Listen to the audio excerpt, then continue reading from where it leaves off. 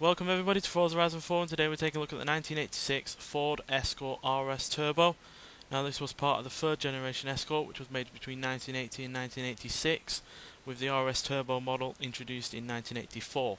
Now it was limited to only 5,000 units, all of which were painted in white, and it was equipped with alloy wheels, Recaro seats and a limited slip differential. Now this car was primarily made to compete with the Volkswagen Golf GTI, which was the pinnacle of hot hatchbacks back in the day.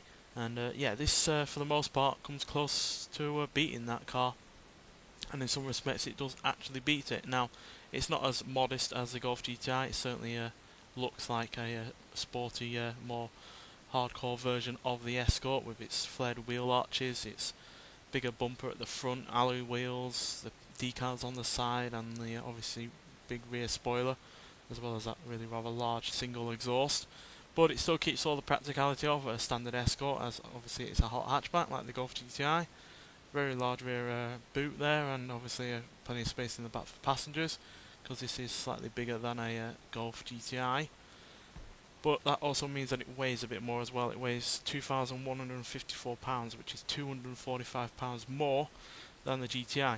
But luckily this has more power going for it as well, as you get from its 1.6 litre turbocharged inline-4 engine, 130 horsepower and 133 pounds-feet of torque, which is 18 horsepower more than the GTI and 24 pounds-feet of torque more as well. So yeah, it might well weigh more, but it's got more than enough extra power to make up for that, which is, you know, evident when you take this car out for a quick drive, which is what we're going to do. So let's get out there and see what this car can do.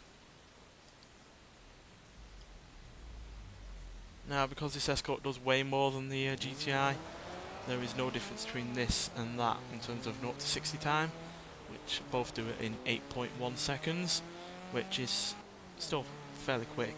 And yeah, but this car has the GTI licked in every other regards in terms of speed. 0 to 100 in 21.2 seconds, whereas the Golf GTI can only do it in 26.218 seconds, so it's, you know, more than 5 seconds slower than this. And this can do 128, whereas the GTI can only do 118. So in terms of outright speed, this car is overall better than the GTI. It's also fairly good in terms of handling and braking. A bit better than the GTI, but not by a massive margin, but certainly by a degree that you can actually tell the difference.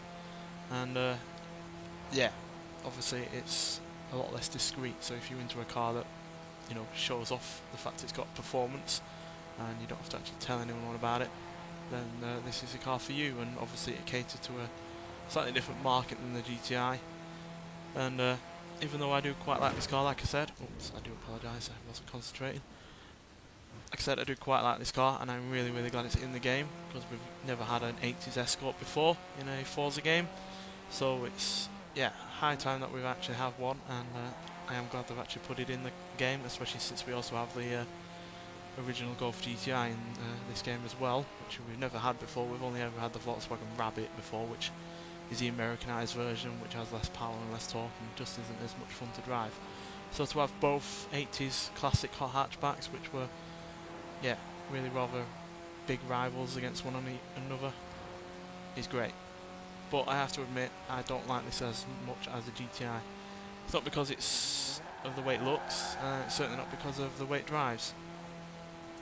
It's just a case of I like the GTI for its lightness, and it's a bit more responsive in terms of handling over this car. So even though this does have the performance, and it does have fairly good handling anyway, it's just not quite as agile and as quite as truckable as the GTI.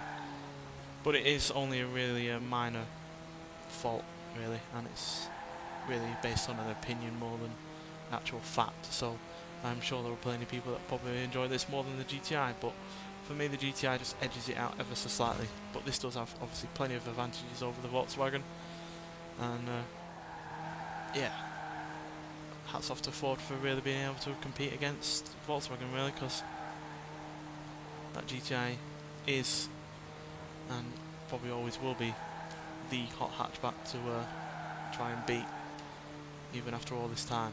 And the fact that the Ford can beat it in certain areas really rather well is a testament to Ford, really.